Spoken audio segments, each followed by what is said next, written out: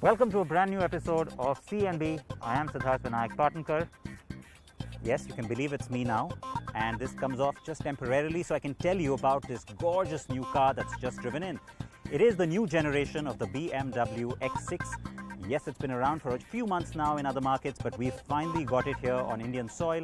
And guess what? We've got it first and exclusive for you here on CNB. So I'm not going to talk too much. Let's get straight into the absolutely exclusive review of this monster.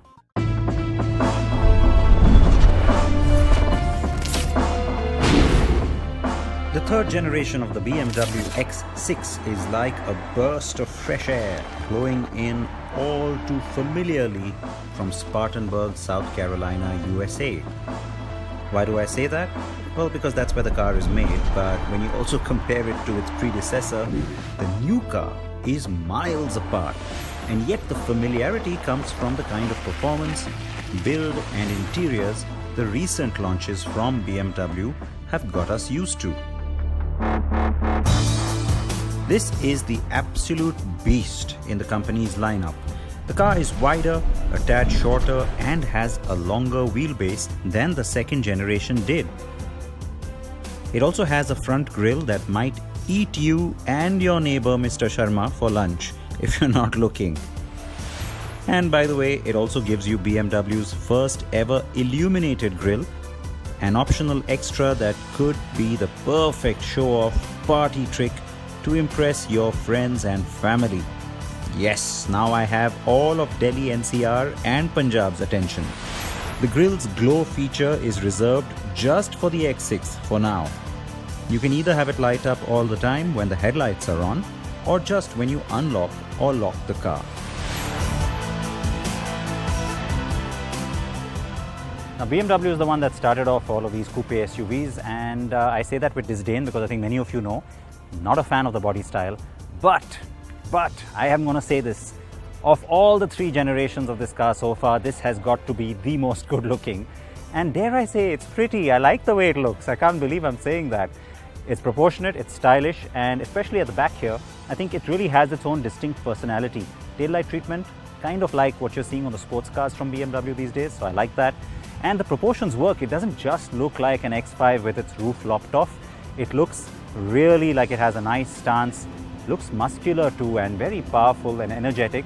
Now, I'm surprising and shocking myself as I say this. Continuing in that vein then, all those proportions seem to tie in beautifully to that giant front grille. You know, this is the first new model from BMW where we aren't focusing on that grille, because from word go, it doesn't bother me. I think it really looks nice. It's almost in keeping with the stance and size of this vehicle. The finish is really nice. Sporty Eye that I have with me looks great. This color, beautiful. Yes, on looks, the X6 rocks.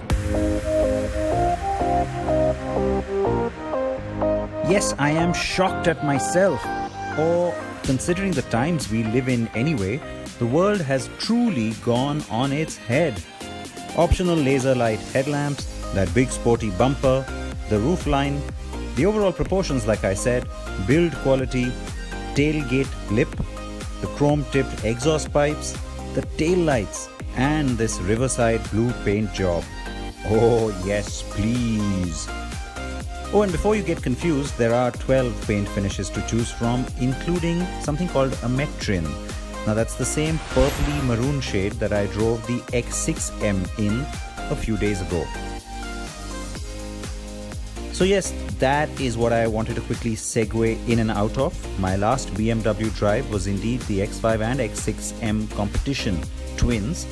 So I've spent time with an X6 before, only a much more powerful one. Now the new X6 has been offered in India with a 3-litre inline-6 petrol engine, and even though it's not the range-topping V8 on the M50i, it is still plenty powerful.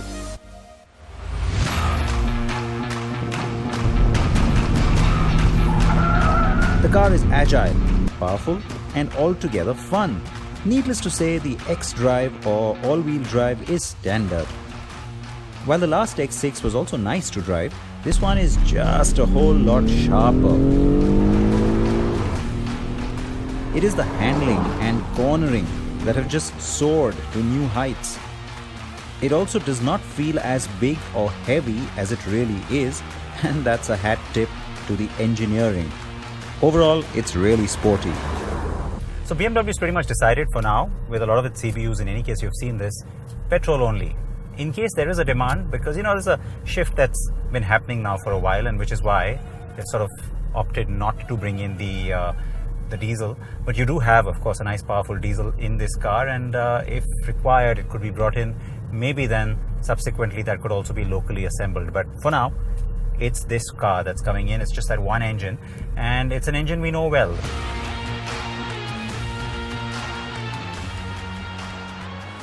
The familiar motor has served well on several BMW models. The 335 bhp setup is not its highest tuned output, but does well on this car. Peak torque has a nice wide band, and it shows in the way that the engine responds. The 3 litre is really responsive. It's also really agile, and it's like I said, it's an engine we've seen on other cars too from BMW, so we know it well. The gearbox married to it beautifully, and throw in the fact that you also have the twin axle adaptive air suspension, and then you're really talking, because in terms of dynamics it really adds a lot of sportiness to it when you want it to be like that, and it also gives you a lot of comfort. So ride quality is fantastic.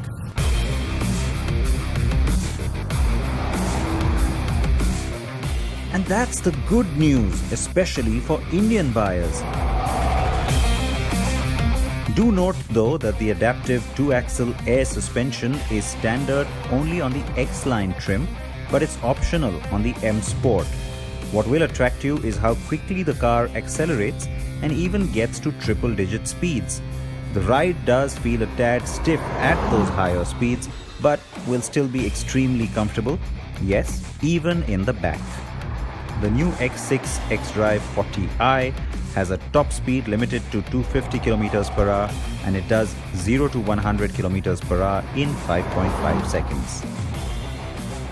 The X6 gets the Eco Pro, Comfort, Sport and Adaptive drive modes. The adaptive mode is pretty intuitive, and I enjoyed staying in that for a good blend of agility and comfort. The car also has electronic stability control, ABS or anti-lock braking, dynamic traction control, cornering brake control, and other driver aids like even the parking assist, all as standard. The 6 airbags and ISOFIX child seat mounts are also standard.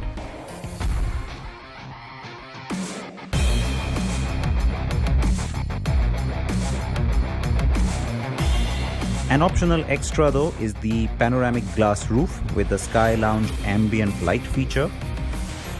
Now remember, the xDrive 40i is available in the X-Line and M Sport trims. The one with me is the M Sport. Now, despite me wanting to spend all my time only in the driver's seat, I get it. At 95 lakh rupees, a lot of buyers are going to spend time back here.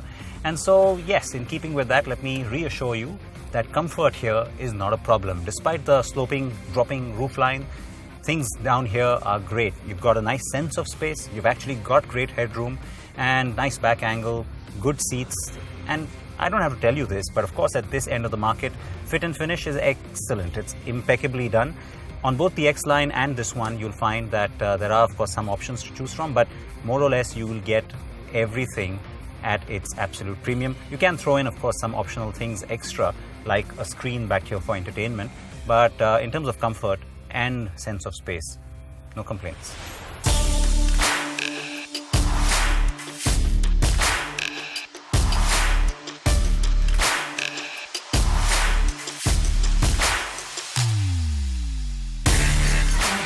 Now, of course, if you want a better sense of space, you can get the X5 or shell out even more and get the X7. The boot space is pretty good at 580 litres. Fold down the 20-40-40 split seats in the rear and you can go up to 1530 litres. optional equipment also includes the ambient air package and head-up display, besides the soft touch door closing function. The Harman Kardon sound system and those screens that I talked about that come with the rear seat entertainment package are also optional. As I already mentioned, the new BMW X6 is priced at 95 lakh rupees. The same price applies to both trims because they have different configurations of some of their equipment and features. And I have to say, overall, that seems way better positioned than the rivals, existing and upcoming, and that's cars like the Audi Q8, the Porsche Cayenne Coupe, and the Mercedes-Benz GLE Coupe.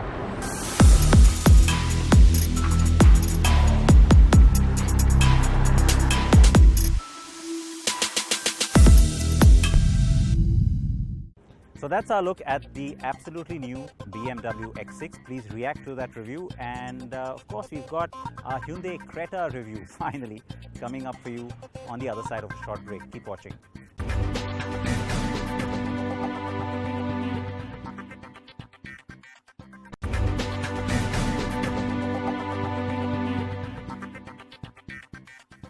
Welcome back.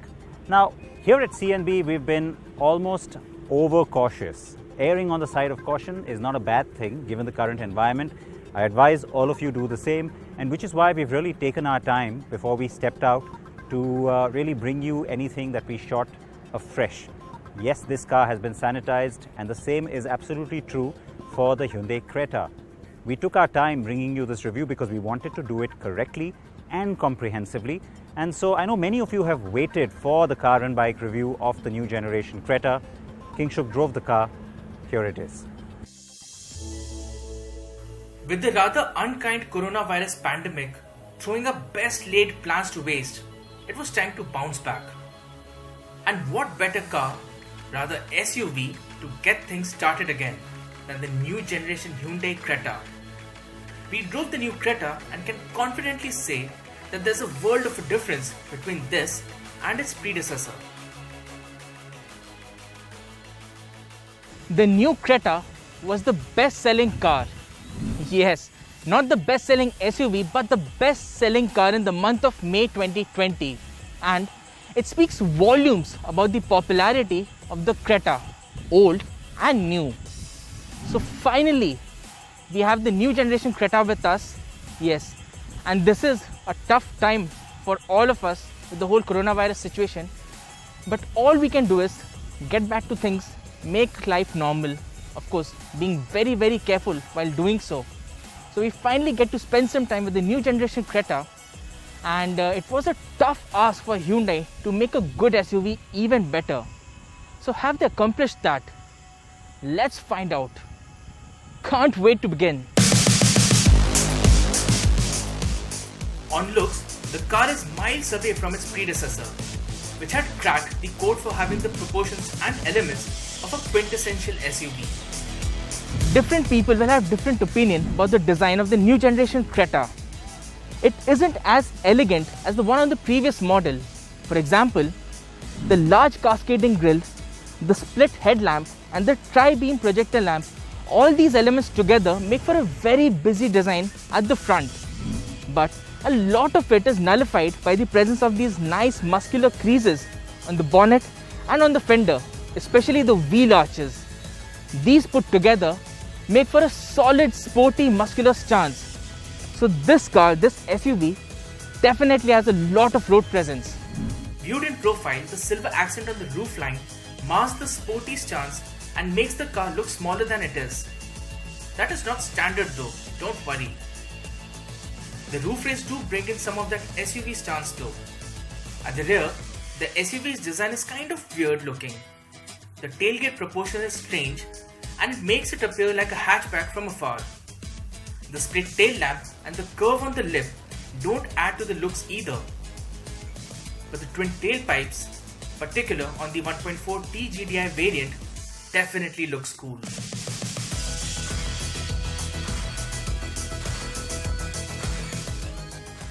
So in typical Hyundai fashion, the new generation Creta has a bucket load of features. A full-size panoramic sunroof, a brand new 10.25-inch touchscreen infotainment system that gets Apple CarPlay, Android Auto and Hyundai's BlueLink connected technology. Apart from that, you have a wireless charging facility, 2 USB ports, a rather cool looking flat bottom steering wheel, and talking about the sporty quotient, this all black color scheme is particular to the 1.4 litre turbo petrol model, and these splashes of red here and there, they really add to the premium feel. And talking about the materials themselves, you have a lot of nice premium plastics, but to keep the premium feel consistent, Hyundai could have used soft plastics here and there. Overall, the cabin is comfortable, it is cozy and a good place to be in.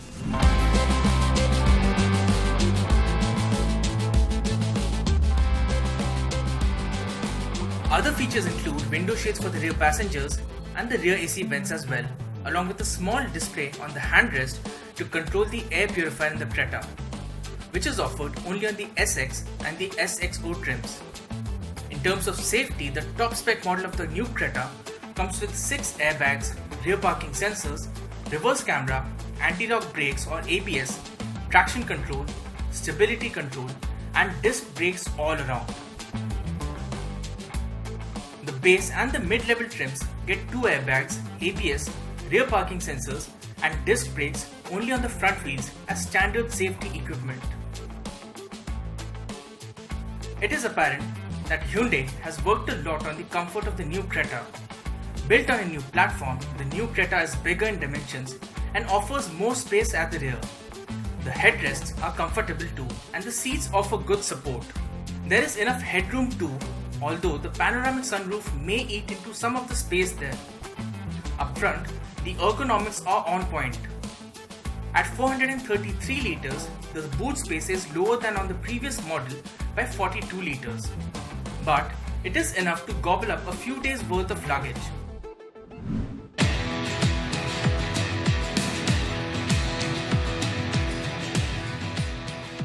As far as ride quality is concerned, well, the new Creta has it covered. The suspension is plush and the rear doesn't bounce like it used to over bumps and potholes on the older car. The new Creta feels more sure-footed and doesn't squeal when pushed a little out of its comfort zone. The new Creta gets the same engine and transmission options as its cousin, the Kia Seltos. There's a 1.5 litre petrol, a 1.5 litre diesel and the range-topping 1.4 litre turbo petrol on offer. We are testing that very new engine today. The engine makes a maximum of 138 brake horsepower, coming in fully at 6000 rpm, while the peak torque output is rated at 242 Nm, coming in between 1500 to 3200 rpm. This particular engine gets a 7-speed dual-clutch automatic gearbox. The 1.4 litre turbo petrol engine on the Creta, it has oodles of grunt in the mid-range and the top end, but the bottom end feels a little lacking. The surge of torque is not quite there, and even the gearbox, the 7-speed dual-clutch automatic gearbox, it feels a little hesitant, little slow at low speeds. But once you build up speed, the performance levels out and makes for fun and enjoyable driving experience. And should you want to extract the maximum from the gearbox, you have paddle shifters on a Hyundai Creta. That is a segment first feature. The other surprise is the steering. It feels nicely weighted and has a solid feel to it. But the feedback is a little lacking. The feedback would have been slightly better. If you're not complaining, compared to the old model, this one feels miles ahead.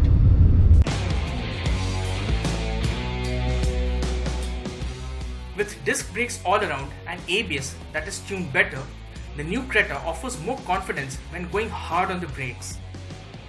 The 2020 Creta comes with 3 drive modes, which are Eco, Comfort and Sport. They work as advertised. We suggest you toggle between the Eco and Comfort mode in the city and leave Sport for the highway, where the gearbox holds on to the gears longer and makes overtaking a breeze. Additionally, the SUV also gets traction modes, which are snow, sand and mud. But it doesn't have an all-wheel drive or a 4-wheel drive variant. The prices of the new generation Creta start at 9,99,000 rupees for the base petrol variant and go up to 17,20,000 rupees for the top spec turbo petrol and diesel automatic variants. In comparison, the prices of the Kia Seltos range starts at 9,89,000 rupees for the base HTE petrol variant and goes up to 16,39,000 rupees for the top spec turbo petrol and diesel GTX Plus variants. If there's one thing that Hyundai is adept at, that is offering a feature-rich car. That's Hyundai playing to its strengths. The new generation Creta is no different. With many class-leading features, it is a comfortable, practical car that offers a very decent driving experience. Sure, it is not an out-and-out driver's car, but has taken its game several notches higher, even with all these strong rivals popping up with unsurprising liberality.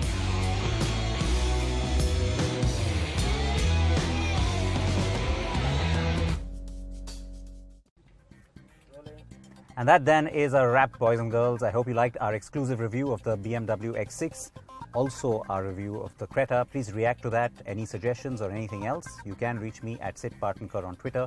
Remember, all of these reviews and all this information, the big news, it's always on carandbike.com. And if you are going to step out, please remember, wear your masks, carry your sanitizer, and please wear your helmets or your seatbelts if you are stepping out. Please take care of yourselves. Bye-bye.